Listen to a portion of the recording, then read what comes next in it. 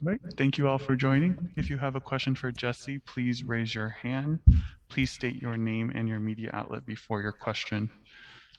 Jesse, to get things started, why don't you just walk us through that match and your performance today? Really solid win today. Didn't really do a lot, wrong. I don't think. Didn't make a lot of errors, and was still aggressive. And I thought played the big points really well and played every point really tough. So, yeah, just happy to get a straightforward win. It was a beautiful day, so can't really ask for much else. All right, we'll start with Karen, followed by Chris. Hi, Jesse. Really, really clean win today. I'm sure you're very happy. This is your second time at the main draw in Indian Wells. You had a prior round of 64 finish. Now you have at least a quarterfinal finish. Mm-hmm. So what is it that you need to do to stay satisfied, to want to win more? And as a follow-up, how does your Buffalo Bills sporting family influence that? Well, I think I just need to do what I've been doing is playing really aggressive, at times serving smart and just playing every point. I think I've just been really mentally tough this week, maybe better than the last in Chicago. I think I've just been fighting for every single point and finding my game a little bit here, different conditions, and it just seems to be suiting me. But I think I just have to go out there, whoever I play, with the same mentality of just being focused every single point and not being afraid to step in when I have to. So that's very important. But as far as the Bills, my Buffalo Bills family, how they support me, yeah, I don't know. They have a lot going on with the Bills right now, but they always like to watch me, and they were excited. The other night, I played during the primetime game, and I actually finished really quick. So they were happy that I got the win and finished quick and got to watch the rest of the game. And we also got a win in some crazy conditions. So no, I think they know I'm older now. It's my own career, and they like to give their 2 cents sometimes, whether it's wanted or not. But um, they know I'm out here working hard, and they always support me, and think that I can play at the top of the game. So they're just very supportive. Congrats. Thank you. All right. Go ahead, Chris. Name and affiliation first, please.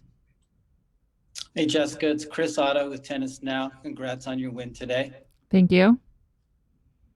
Question is about your record at the top 10. I mean, clearly you've made enormous strides in your game, your fitness over the last couple of years, but that's still no guarantee that you would have this type of success against the elite players. I think you were 0-4 against top 10 before the season, 7-6 this year. So I wonder, for you personally, is there something that triggered the belief that you can get these kind of wins and not just get one or two of them, but get them on a regular basis? I definitely think that last, coming out of COVID, I kind of almost sounds kind of weird, but I kind of made the decision like, okay, I'm really work on my fitness. I'm feeling really healthy. I'm going to come out of here and I'm going to be ready to go. Whether, I knew some players weren't going to be, whether their conditions didn't suit them or they couldn't train or, whatever it was. But I decided that, I got to train in COVID times and I got to do what I need to do being in Florida and the, restrictions not being that hard. So I just made a decision that I was going to come out and be ready to go. And I think that mentality really kickstarted, I don't know, just a new belief. And then obviously I did well at Cincinnati and US Open for the first time. And that was, I think, really big for me. And then going into Australia, I, played a tough match against Azarenka, even, regardless of the situation, first round. And then obviously getting to the quarters, I think just kickstarted, again, some more confidence and belief in myself. And I was able to kind of use that as momentum and keep it going. And again, stay healthy pretty much the whole year while playing, a lot of matches. Do you find there's a key element for you mindset wise when you face players that are a little higher ranked than you? I don't know what it is. Like, it's just this belief that I didn't have before where, you're still nervous and you're still excited and you're still, a little on edge maybe, but I think I'm just managing that so much better and using it, as a challenge and for fun and for learning and not kind of stress where maybe before I was more stressed that, I have to win this point or I have to win this game or I have to break them. It's like, okay, I just am managing each point so much better. And I think throughout the match, it's just showing that I'm able to be more consistent in the bigger moments and make better decisions and pull out those wins. All right, next we'll go to Courtney and then back to Karen. Hey, Jesse. Courtney Nguyen, WTA Insider. Hey. Hello. I just was curious, you said before a couple matches ago that this was potentially your last WTA tournament of the season, before Billie Jean King Cup, and obviously you're getting married afterwards. Mm-hmm. Did you feel going into this event, despite the size of it and how important it is as an event on the calendar, do you feel more free or kind of different than, going into Rome or going into Miami at the start of the season, Dubai? Is there some of that in your game right now? Yes, I think I definitely made the decision, which I mean, maybe a lot of players have, whether I was getting married or not. It was kind of just, all right, this is how I'm ending the year. Like, I've had a great year. Let's not. Chicago, I didn't feel great in Chicago, even though I won, I think, 2 good matches and I lost to Ons, but I just felt like I wasn't maybe as there mentally as I have been this week. So I think I just made the decision. We got here early. I got a lot of practice days in to really just enjoy it, have fun, and not leave the year on like a sour note of, I'm tired. I just want to go get married. I just want to do this, because I think I easily could have done that. And I, definitely, that would have been the easy way out. And I didn't want to take the easy way out, even though it would have been fine either way. I wanted to challenge myself, and, this is a good chance to do well. And I've been doing well at these 1,000s anyway. So why not take advantage? And, obviously it helps that I think finding my game a little bit here this week. I felt better in practice than I did in Chicago. So that obviously, always helps. But yeah, I think I didn't want to take the easy way out and just bail on the year. Fair points. This can be a tricky event for players who hit the ball big and who like a flat ball.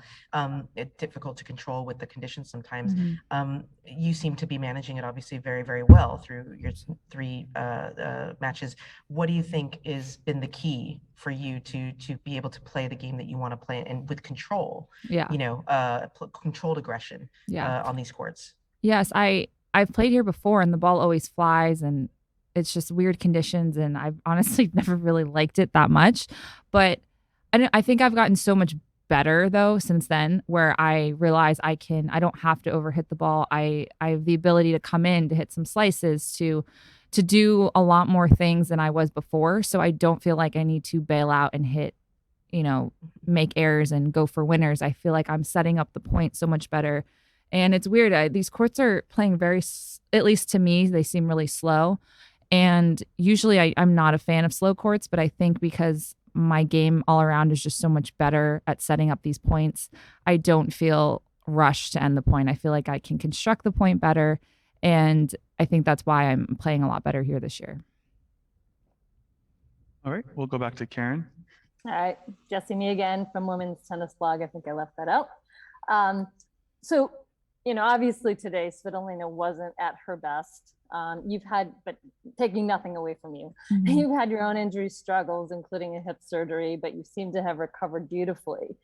So what's your off-court strategy when you're dealing with an injury, and how much do you feel for Elina today now that the match is over?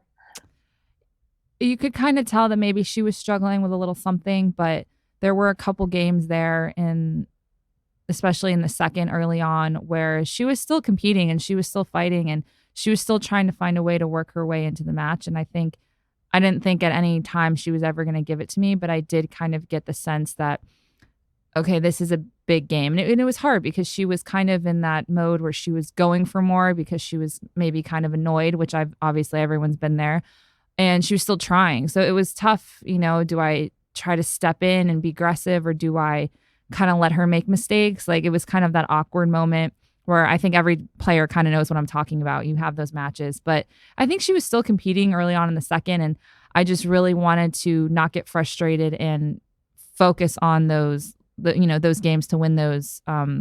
Because I think they were going to be big momentum changers. But, so I feel for her. I think we've all been in those positions, but at the same time, tennis can be kind of, ruthless, where, you see that on the other side of the court and you realize, okay, wow, this is a great opportunity. She's not playing that well. Maybe she's not feeling well, but I need to still win this match. And this is a great chance to get to the quarters because, unfortunately it's just part of the game. Staying healthy is very important. And I've learned that over my many injuries. And for me off court, I just found a very good trainer, and am just taking so much better care of my body, doing a lot more than I have in the past, and being very detail oriented with that stuff. I think learning from other athletes, I mean, you see the top athletes, or you see like Djokovic, or someone who does everything possible off the court to feel good on the court. And I think that's helped in giving me confidence on the court that I'm taking care of all the things I can off the court. And that kind of allows you to gain confidence when you go out there and you play. Final question, Courtney. And just looking ahead to facing either Azarenka or Sasnovich for a spot in the semis, can you just talk about the challenges of facing each player? Well, Sasnovich seems like, again, she's playing pretty loose. She's had some really good wins, and I can see her being dangerous on the slower courts. And I played her in doubles a couple times, but on faster courts, so I can see why she likes these conditions. And yeah, Vika, I mean, always tough, always going to be a battle no matter what. It will be interesting to see who wins that match, but I'm, feeling good going into that, either person. And I think if I just keep playing my game, I'll give myself the best chance. All right. Thank you.